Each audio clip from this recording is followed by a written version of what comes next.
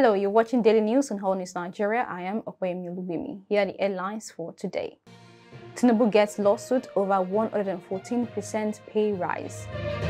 Federal government denies 114 salary increase of public office holders. Lagos named worst city to live in the world.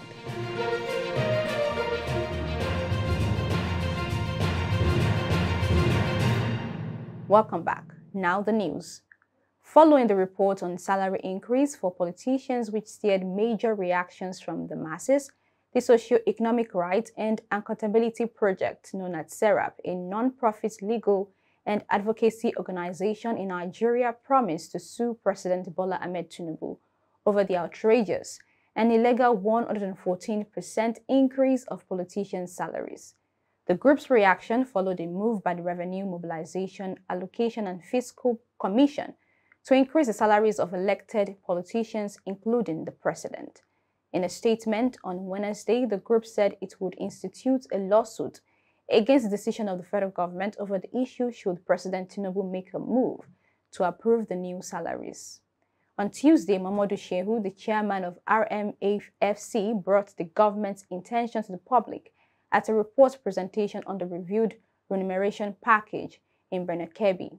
Shehu revealed that the new salaries was effective from January 1, 2024.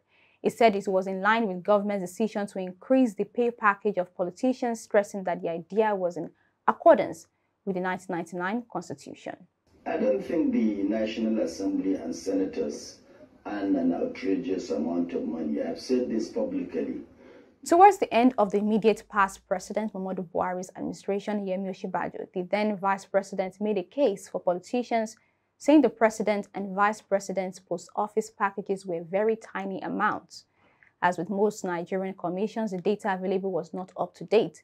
RMAFC uploaded previously reviewed remuneration packages for public office holders dated 2007 to 2009 in 2020.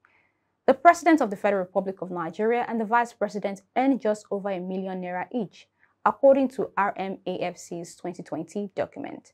Nigeria's President's monthly salary is at least ₦1 million from his basic salary and a couple of allowances made public. This gives the President an annual salary of over ₦14 million. The Vice President's monthly salary is at least ₦1 million and an annual pay of over ₦12 million. The President and Vice President receive accommodation allowances yearly.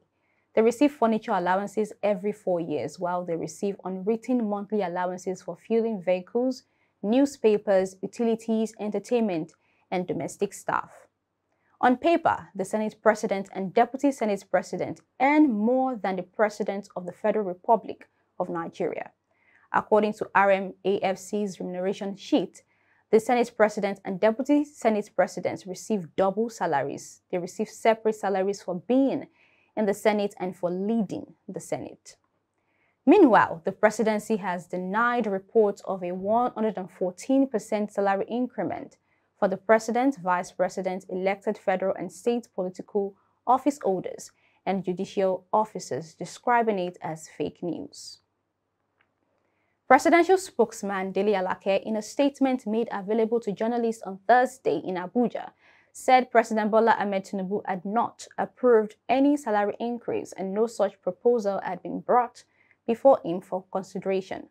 According to him, while the presidency recognizes that it is within the constitutional remit of the Revenue Mobilization, Allocation and Fiscal allowances to propose and fix salaries and allowances of political office holders and judicial officers, such cannot come to effect until it has been approved by the President. He further noted that the RMAFC, through its public relations manager, had responded to the fake story being circulated. Dele Alake, however, said the fact that this unfounded story gained prominence on social media and in the section of mainstream media again brought to the fore the danger fake news poses to society and the nation's well-being. Finally, on the news, the Economics Intelligence Unit's 2023 Global Livability Report has ranked Lagos as the fourth worst city to live in the world. The report surveyed 173 cities and used 30 qualitative and quantitative factors across 5 broad categories: stability, healthcare, culture and environment, education and infrastructure. Lagos was ranked above Algiers, the capital of Algeria, Tripoli, Libya's capital, and Damascus, the capital of war-torn Syria. EIU said Lagos moved up the ranks after seeing improvement in healthcare and education, but added that corruption is still a problem.